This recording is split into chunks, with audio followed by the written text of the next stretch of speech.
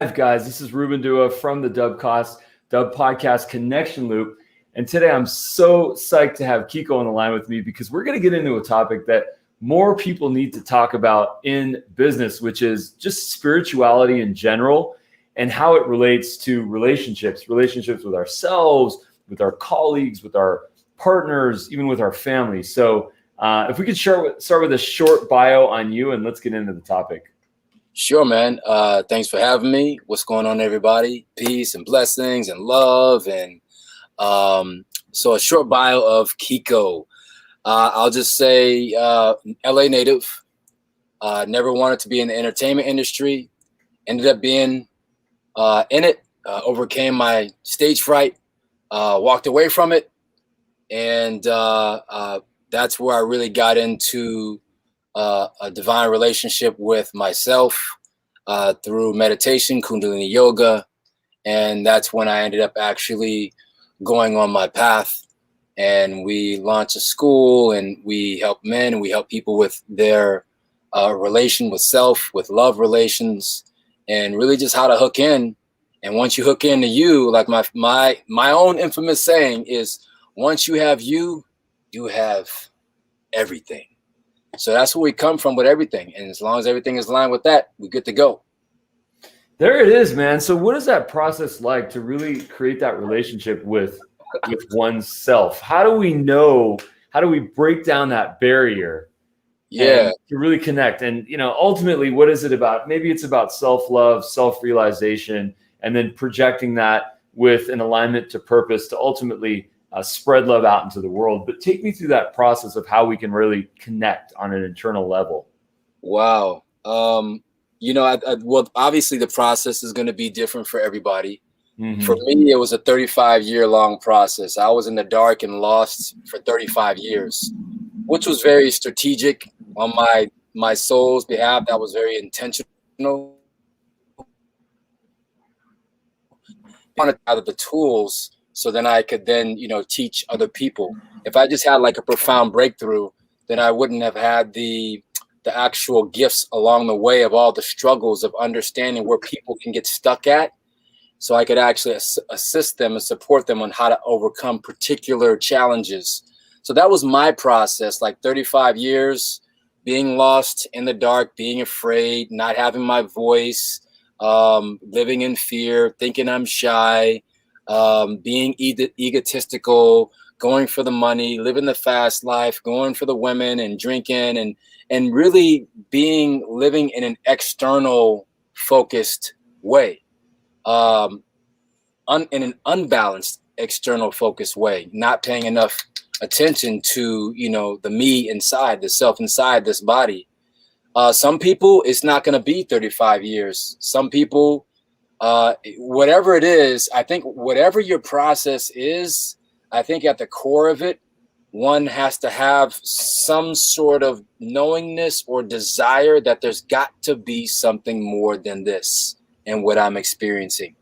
There's got to be some sort of desire or yearning to experience something more, a higher capacity, more of the self, to know that one is more capable than what I'm doing or what I'm experiencing or what I'm creating. Like, I know that I could do more than this. I know I could do better in my life. And I think it really starts with that sort of knowingness and desire. And then after that, it's really a process of getting your ass kicked. And as long as you got to get your ass kicked, I mean, you just have to. Right. And, if you're afraid to get your ass kicked, then, you're not going to make it. But if you're willing to, get your butt kicked a little bit and just stay on the path because there's nothing else really better to do because you're going to be here anyway, just stay on the path. You'll eventually get there. You just find a way to keep bringing in more role models to do it better tomorrow than you did yesterday. And you just get better and better over the years. For me, it wasn't, I couldn't show up my entire marriage, 8 years. And then I got it afterwards. I figured out how to love her afterwards. And she was like, well, why couldn't you do that in the marriage? I was like, look, it wasn't like I was choosing not to. I just didn't have access to me, myself. So that's kind of like a broad, way of kind of the journey in my experience, and what I feel like everyone has to get their butt kicked a little bit. Yeah, well, that's so well said. And I think that what I really appreciate that is your ability to be vulnerable and to share that story. It's like there's three things that are massively impressive and admiring here. Okay, number one is the fact that you acknowledged that you needed to access yourself.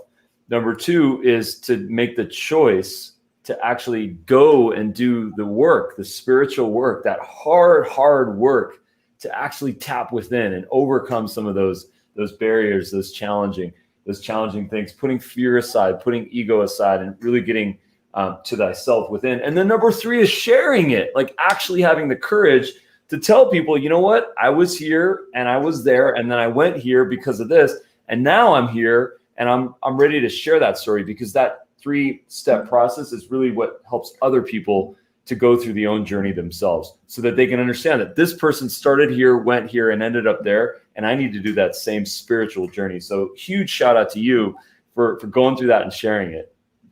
Yeah, man. I mean, I was all messed up. For whatever it's worth. I mean, I ain't perfect now, but before I was all messed up, right. All over the place.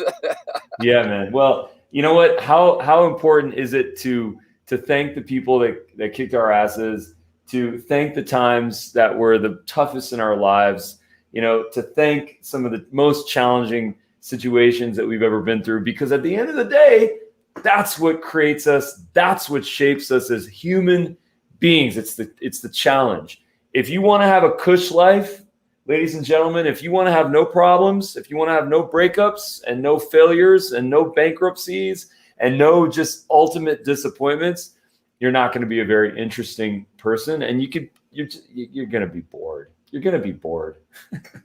Agreed. Totally agreed, man. Troubles are bubbles, ladies and gentlemen. Troubles are bubbles. Here they are, and they pop. Before you know it, they're just gone. But how challenging is it to go through that trouble when you're in it and you're filled with fear? You're not able to make logical choices, access the best parts of our brain to overcome things, because it's hard to see that light at the end of the tunnel. All you see is darkness, Yeah. But without darkness, there is no light. And that's why it's so important to surround ourselves with people that can help pull us out. That's right. Yeah, that's right. And how do we do that? I once attended a conference, and there was this Hollywood type that got up on stage, and it was a bunch of creative types in the audience, one of which was me. And he says, ladies and gentlemen, I'm going to tell you guys the most polarizing thing that you've ever heard in your life. And I promise you, it's the best advice that you'll hear. And he says, fire your flaky friends. That's what he says. And it was like very, very controversial for these people to hear that, because they're like, well, how could I let go of my cousin? How could I let go of my friends from college just because they're doing whatever now? Why should I get rid of them? That doesn't make any sense to me. And I didn't take that to heart. I don't accept that. I think that's ridiculous. I think we need compassion and empathy and understanding that everyone's on their own journey. And a guy could be in the beginning of that 35-year journey, in the middle, or the end. I don't know where he's at. It's up to him or her to kind of work that out. But ultimately, at the end of the day, it is about having that core support group.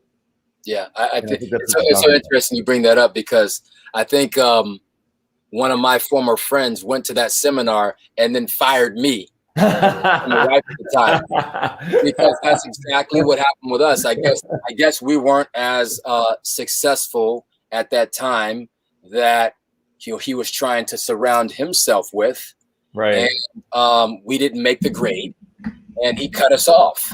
And so I think there's a duality to that. I think there's some truth to that, but then there's both.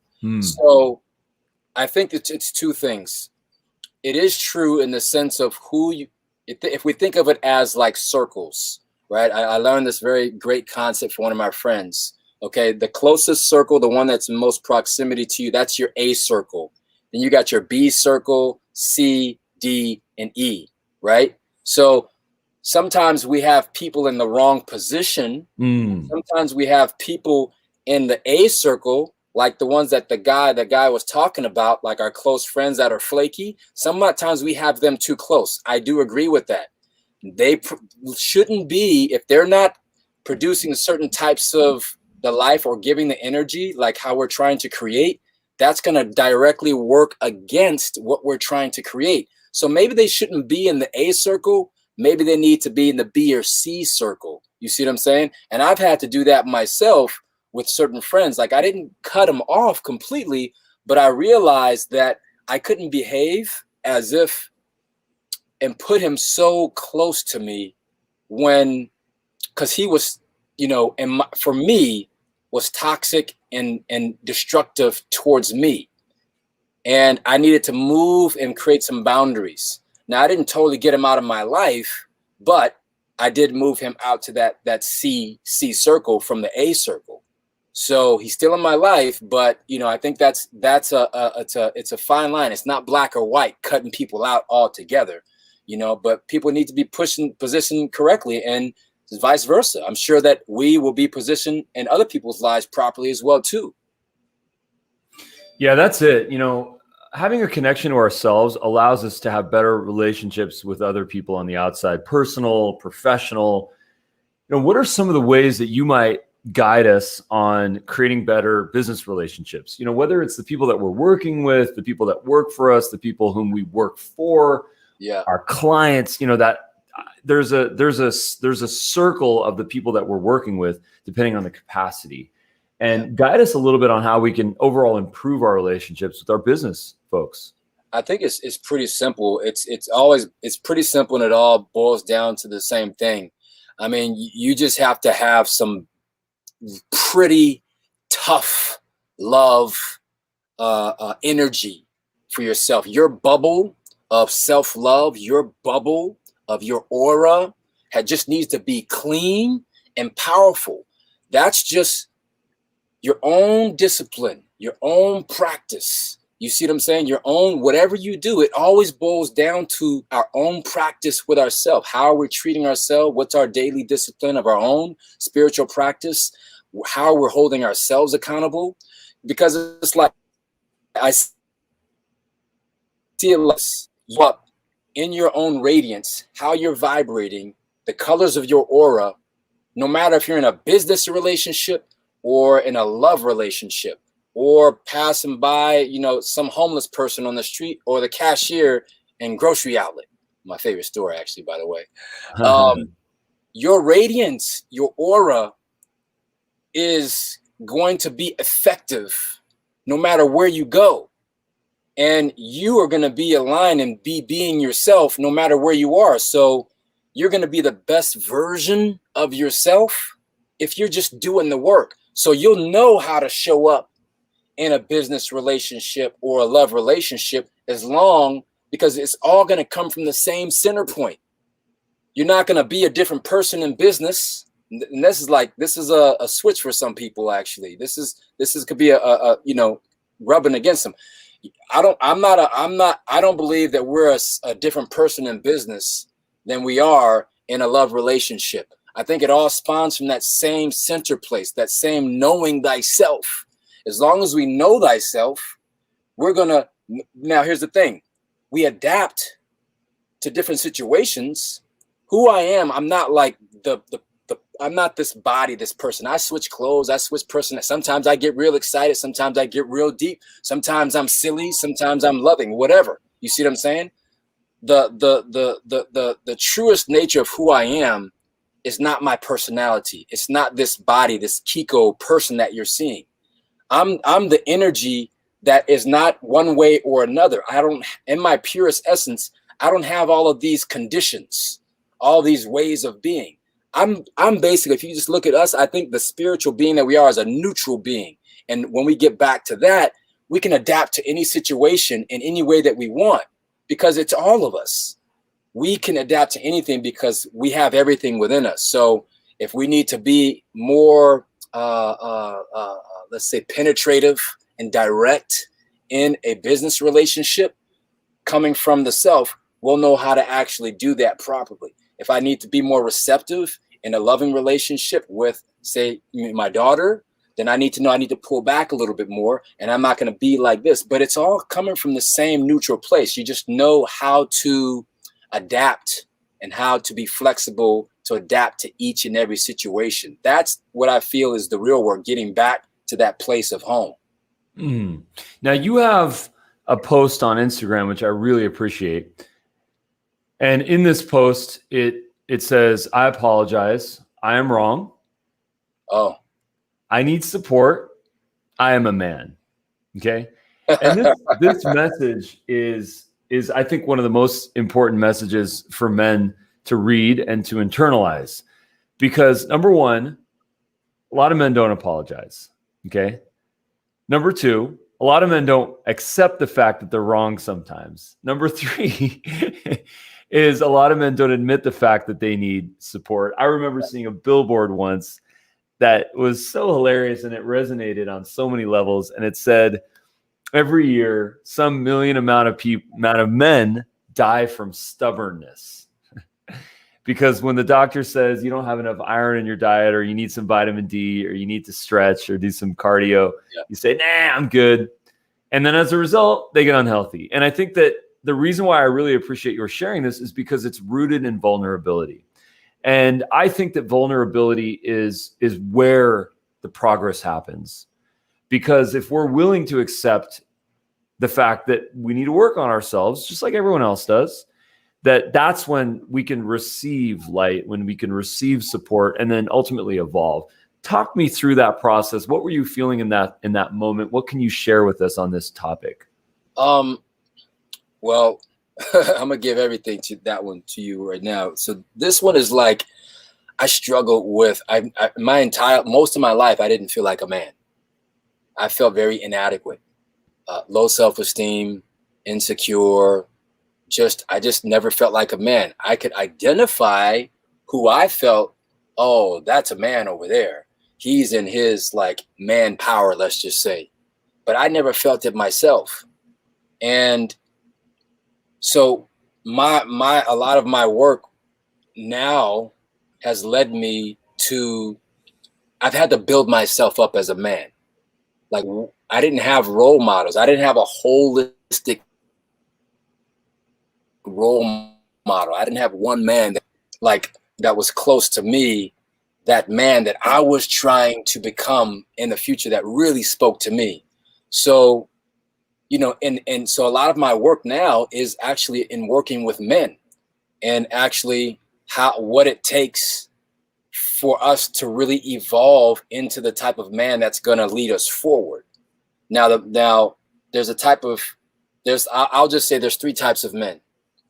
There's the man of the past, which is kind of like the dinosaur man, the macho guy, the guy that's stuck in his ego, the guy that's got to be right, the guy that's, wants to overpower and control everything, never wants to be wrong, won't apologize. We know that guy. You know what I'm saying? The guy that dies from not like you just said earlier. There's that guy. Then there's the guy that's kind of in between. He's not that guy, but he's not like really the evolved version of himself. He's kind of oscillating somewhere in the middle. So he's kind of like he's kind of on the fence. He's trying to figure himself out.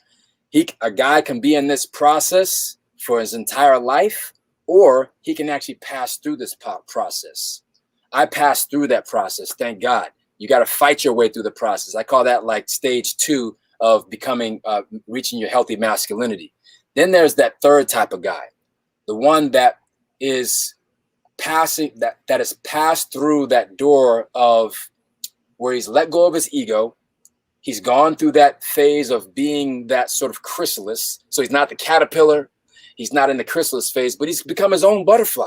He's evolving and he's growing, and he's not afraid to say that I'm wrong. He's like, you know what? I used to be a caterpillar. It's all good. I used to crawl around and think that was me. But he's left that sort of identification. He realizes that he's on this journey of growing and evolving, and that he's always changing. So that right there, I feel like, us as people, but particularly as men, we can go through those three phases, at our own pace. But when we get stuck in that first phase, we can get stuck, and then we become like a dinosaur. We're gonna get left behind. We have to evolve. We have to say, is my being right? Is what I'm holding on to worth it? because we're all going to die. And is this worth holding on to? Is this what I'm holding to? Is this what I'm going to be proud of by the time I die? Like this sort of behavior? Or do I want to exhibit a different type of behavior in my day to day, to whereas when I reach the end of this life, I can look back and say, I'm glad that I made that choice. I'm proud of that choice on that particular day. I'm glad I behaved that way. Or you're going to look back and say, okay, I was stuck. I was stuck and always wanting to be right and wanting to control everything. And when I look back at it, I was really scared. You know what I'm saying? And we all go through being scared. There's nothing wrong with being scared. So, I think that each man can go through those three phases if he's doing the work.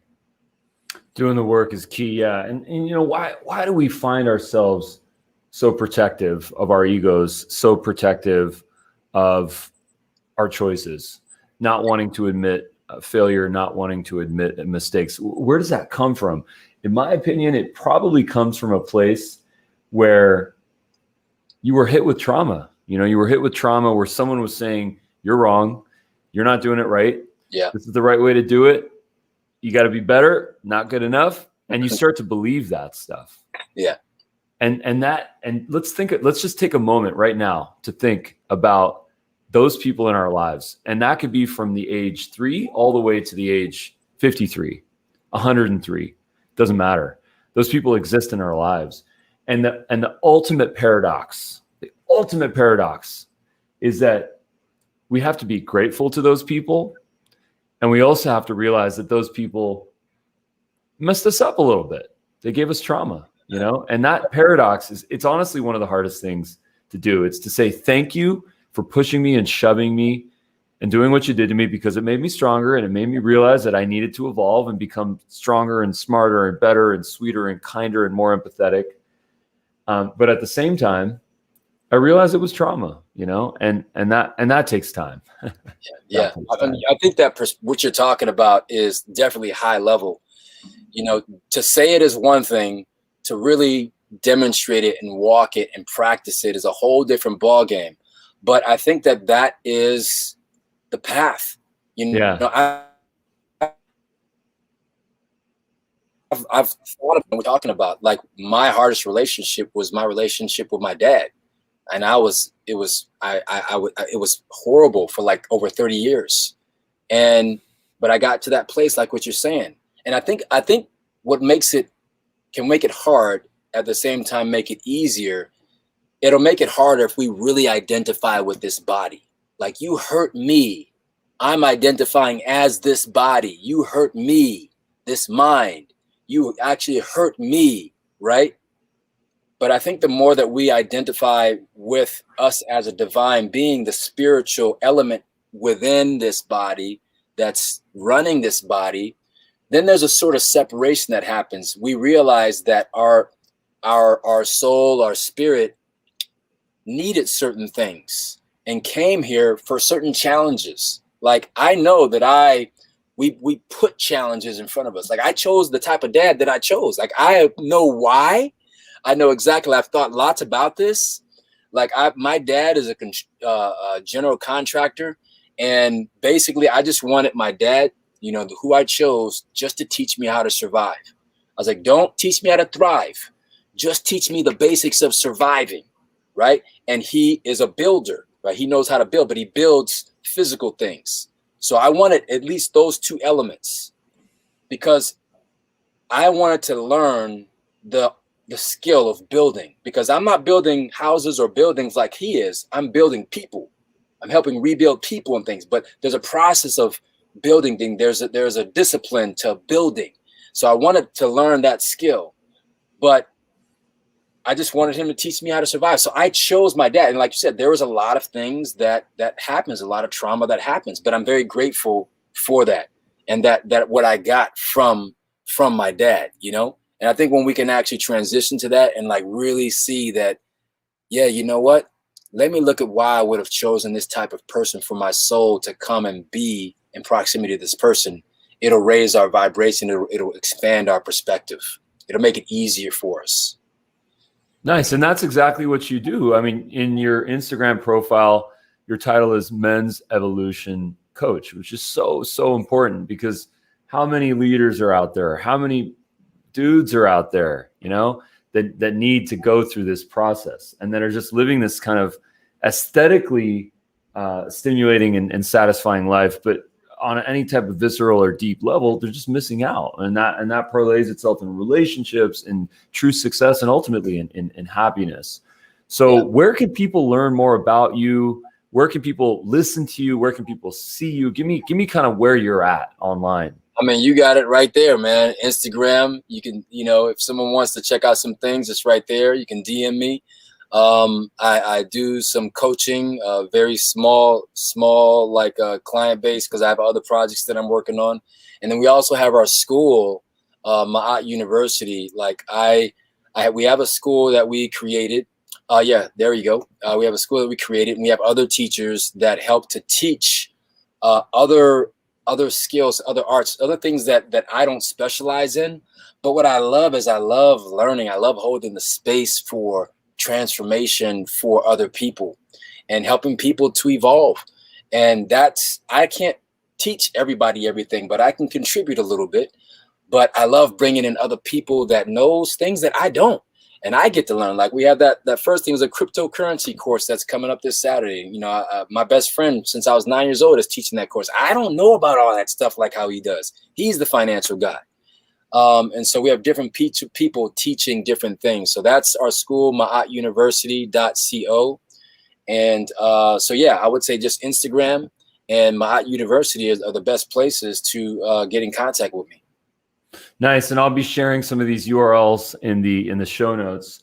But Kiko, listen, I want to formally thank you, man, from the bottom of my heart for number one is being an early user of Dubb and Dubb, being part of our Dubb. Love a Dubb. Thank you so much for being part of that journey, man, and just receiving your feedback and inspiring us to evolve the platform and to make it better, to ultimately allow people to communicate better. So thank you so much for your time and so much more. Appreciate it, man. Thank you for all the work that you all do on Dubb. And it's a pleasure being on with you, man. Much love. Likewise. Stick around for some notes, man. Thanks again. Sure.